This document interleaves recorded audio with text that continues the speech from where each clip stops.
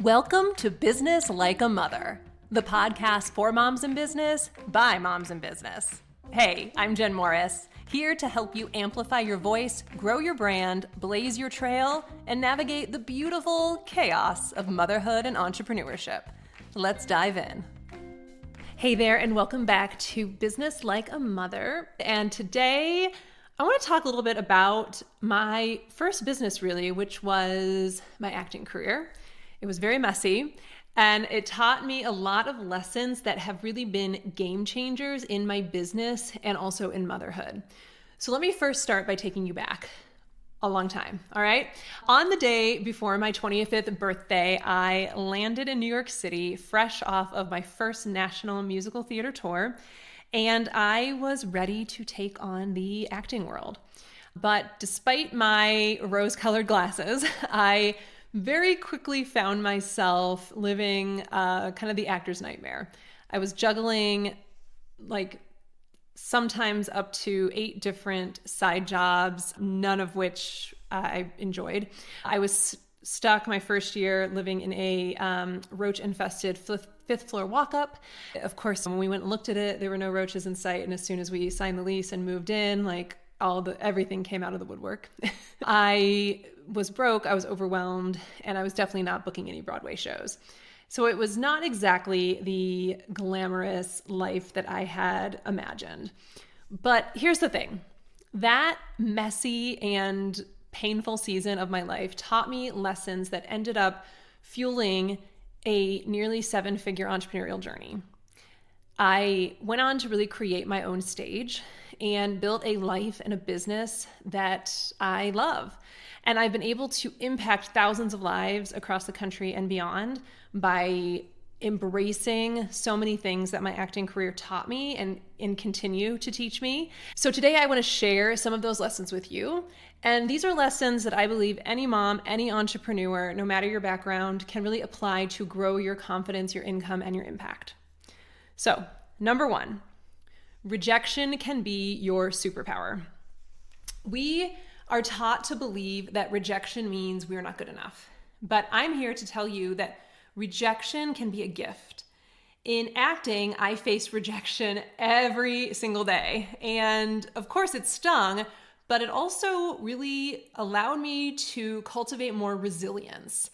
Every no redirected me to something else. Sometimes better, sometimes the same, sometimes more challenging, but ultimately it allowed me to develop a habit of continuing to evolve, continuing to try to do things better, continuing to pivot when necessary, and adapting. So let me ask you, can you think of a time when you didn't get what you wanted? Maybe you didn't get a client that you thought you were going to get, or land a contract that you were hoping you were going to land. But in hindsight, it's actually ended up being a blessing in disguise, or it's been something that you've just, even if it was painful and difficult, you're able to learn from it and again, cultivate resilience, because we absolutely need resilience in motherhood and we need it in business as well. So the second thing, my second lesson is create your own stage. So for years as an actor, I was waiting for someone to cast me, to give me permission, to give me the opportunity to be in a show. So I was always looking to casting directors, coaches, and also even people in my personal life. I often gave them the power to decide my path. But when I stopped waiting and I started creating my own opportunities, everything started to change. In my business and in life, everything shifted. Because the fact is that in business, in life, no one is going to just hand you the microphone necessarily. Sometimes you have to go in and you have to grab it. You have to take up space. You have to find your spotlight. You have to, as they say in the musical Gypsy, sing out Louise and demand to be heard. So how can you create your own stage? Where are you waiting for permission instead of stepping up? Lesson 3, your self-worth is not determined by your resume. For a very long time, I felt a lot of shame because I didn't have this dream resume. I wasn't on Broadway. I hadn't guest starred in Law & Order.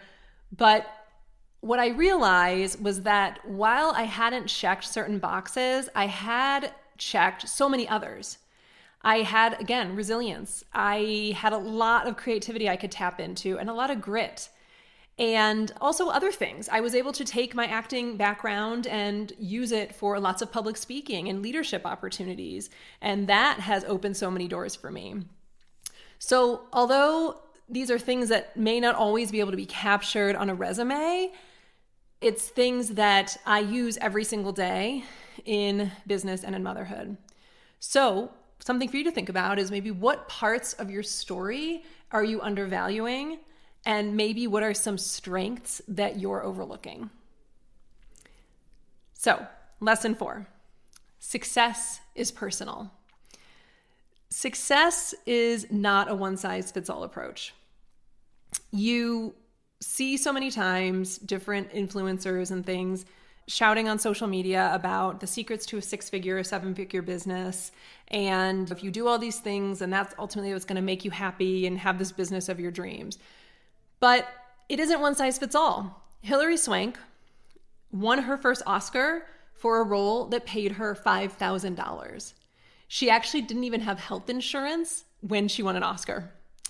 So she had an Oscar, but she couldn't afford medication. So we cannot compare our chapter 1 to someone else's chapter 20. And I meet moms all the time in my business community in Renegade Motherhood who have different things they're striving for. Some are striving for the huge businesses, the huge income levels, all the things. Some have a completely different thing that they're looking to achieve that might not be, it may be like, I want to make $5,000 a month. I want to get my first client, right? I want to sell my first product. So think about for yourself right now in this season of your life, what does success really mean to you? Is it about money, recognition, or something deeper? And whatever it is, like own it and be shameless about it, because what it is to you is for you to personally own and go after and develop for yourself. And it's also normal for this definition to change and evolve as you change and evolve. Lesson number 5, build your ensemble. In theater, you are only as strong as your cast and crew. And the same goes for business, and the same goes for motherhood. We are not meant to do these things alone. So start to think about, who are your co-stars? Who are your raving fans? Who are your behind-the-scenes crew? And if you are missing some of these, it's time to start finding these people. It's time to start building your community. If you find that you have a lot of people in your life, but they're all critics, maybe they're not serving you, and maybe it's time to rewrite some of that cast list. Lesson number 6, lean into your special skills. So as an actor, I have a section on my resume for special skills. Now in acting, typically these things are like maybe accents or juggling or acrobatics, or if you're a 300-hour yogi instructor or something like that. In business, and sometimes as an actor, like these are things that actually like move you above somebody else. You could have the same exact people could look at you and be like, both these people are really talented, but ooh, this person has this language that they speak, or this person is double jointed. And so they're like, ooh, we could use that. And so what's ultimately the thing that you maybe don't even really think about as being an asset ends up being the thing that gets you the job. And it's the same thing in business. Start to think about, what are some of your quirkiest, most unusual skills? Maybe it's like a personality trait that you feel like you're not allowed to show because people might think it's too much or weird, but it might actually be the thing that sets you apart in business, in giving a pitch, in social media, in whatever that is. So what are your special skills, and how can you lean into them to really stand out? Lesson number 7, embracing a yes and attitude. So as an actor, I studied improvisation, and one of the biggest rules in improv is yes and, which means that whenever you're in a scene with somebody and they say, hey, we're at the zoo, you're not allowed to say, no, we're not at the zoo, we're at a restaurant. You have to say, yes, we're at a zoo, and I see a giraffe eating, or whatever it is. It means that you're being open and adaptable, and you're willing to build on ideas. And in business and in motherhood, you do need boundaries. You absolutely need boundaries, and you do need non-negotiables.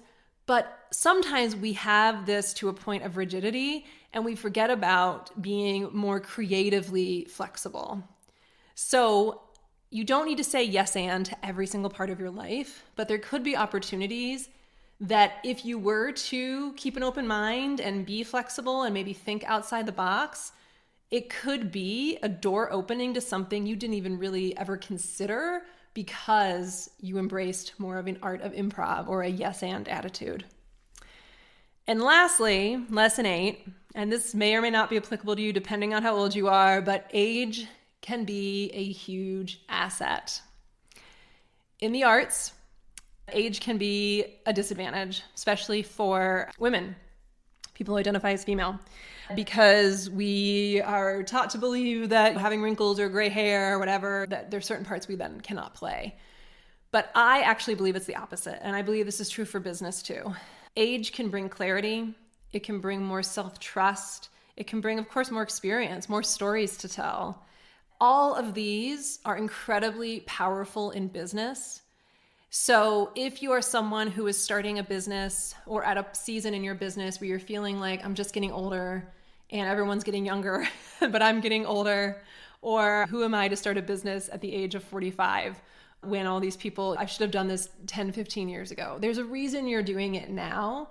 And if you can allow your age to be an asset and embrace it, it can actually be a massive resource for you. So how can you start to view your age as an asset instead of a limitation if you are feeling that? Which I admit, I do have moments where I'm like, oh my gosh, how am I already in my 40s and what happened? And I wish I had done all these things, right? But there's a reason that I'm doing them now. And there's a reason that I'm exploring these opportunities at this age and allowing that to serve me instead of be a should have kind of situation.